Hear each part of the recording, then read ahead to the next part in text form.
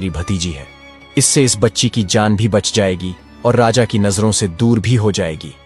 इसके पालन पोषण को लेकर आप निश्चिंत रहो, मैं इसे अपनी बेटी की तरह पालूंगी।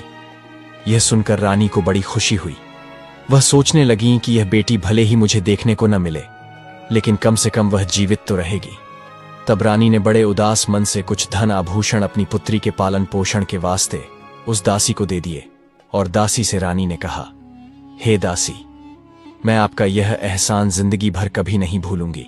जब तुम्हारे लिए धन की जरूरत पड़ेगी तो मैं तुम्हें इससे भी अधिक दौलत दूंगी, लेकिन मेरी पुत्री का यह सच कभी खुलने मत देना।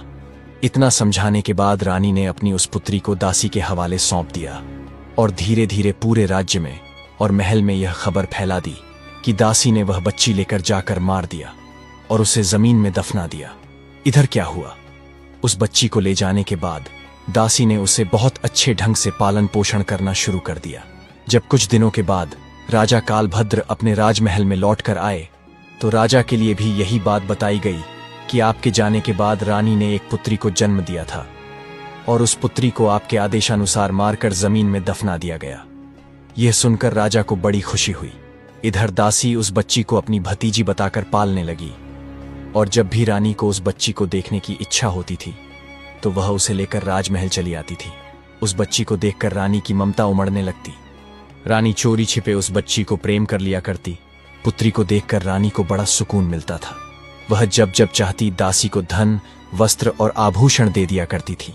इधर रानी के आदेश के अनुसार उस दासी ने पुत्री की परवरिश में किसी प्रकार की कमी नहीं छोड़ी। ऐसे ही समय बीतता गया। जो पुत्री रानी ने दासी के हवाले की थी वह धीरे धीरे बेटी बड़ी होने लगी और जवान हो गई। राजमहल में उसका पालन पोषण नहीं हुआ। वह एक गरीब दासी के घर में पली बड़ी थी, पर फिर भी वह एक सुंदर राजकुमारी जैसी दिखती थी। जब वह जवान हो गई तो दासी ने उसे राजमहल ले जाना बंद कर दिया। वह पूरे दिन दासी के घर में ही रहती थी। एक दिन की बात है, राजा कालभद्र अपने नगर का भ्रमण कर रहे थे। जब उनकी सवारी उसी दासी के घर के सामने से होकर निकली तो वह कन्या अपनी छत पर नहाकर अपने केश सुखा रही थी। रूपवती तो वह थी ही, उस समय और भी अधिक सुंदर प्रतीत हो रही थी। रथ पर बैठे राजा कालभद्र की अचानक उस कन्या पर नजर पड़ी। उस कन्या को देखकर राजा एकदम स्तंभित रह गए, क्योंकि वह अति सुंदर थी। राजा उस युवती की सुंदरता देख उससे विवाह करने का विचार करने लगे। महल पहुंचते ही राजा ने अपने मंत्री से पूछा, हे मंत्री, वह राजकुमारी सी दिखने वाली कन्या कौन थी? मुझे तो उसके रूप ने घायल कर दिया। अतिशीघ्र इसका पता लगाओ। मंत्री तुरंत पता लगाने गया और पता करके राजा को सूचित किया, महाराज, वह कन्या एक बूढ़ी औरत की भतीजी है।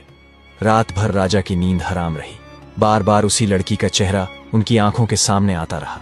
सवेरा होते ही राजा ने मंत्री से कहा, मंत्री जी, वह लड़की बहुत सुंदर है। उसने मेरी रातों की नींद उड़ा दी। उसकी मोहक मूरत मुझे बार बार परेशान करती है। उसके बिना अब मैं रह ना पाऊंगा। एक काम करो, कुछ लोगों को साथ ले जाकर तुम उस बूढ़ी औरत के घर जाओ और उस लड़की के साथ मेरी शादी की बात करो। उसी दिन राजा के कहने पर मंत्री अपने कुछ सैनिकों के साथ उस बूढ़ी औरत के घर गया और दासी से कहा कि हमारे राजा साहब आपकी पुत्री से विवाह करना चाहते हैं और आपकी पुत्री को राजा साहब अपनी रानी बनाना चाहते हैं। मंत्री के मुख से ऐसे शब्दों को सुनने के बाद दासी के एकदम से होश उड़ गए। वह मन ही मन सोचने लगी, हे भगवान, यह कैसा अनर्थ होने जा रहा है। आखिर अब मैं क्या करूं?